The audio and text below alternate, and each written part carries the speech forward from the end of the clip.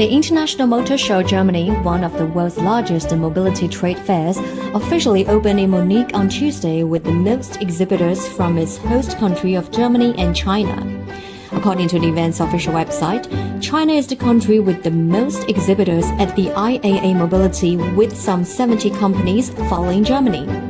Under the motto of experience-connected mobility of this year's event, Chinese car makers are rolling in more chances and choices for local partners and customers in Europe.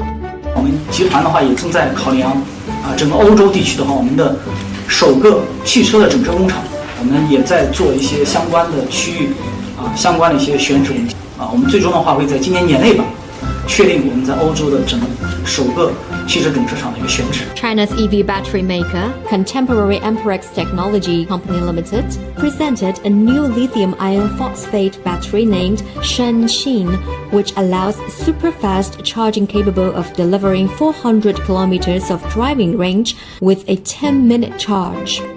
他们也想提高他们的这个竞争力。因为欧洲车企确实这个技术的在整个新能源行业吧，它的技术的进展并不是最快的。我们给它提供这样的产品之后，他们也非常高兴相当于是个双赢。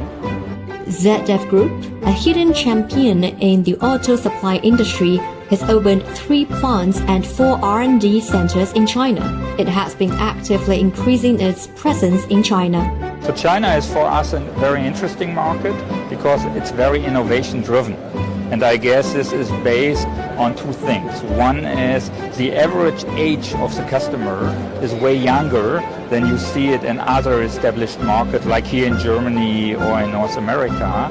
The other thing is that the Chinese consumers are very open for innovation.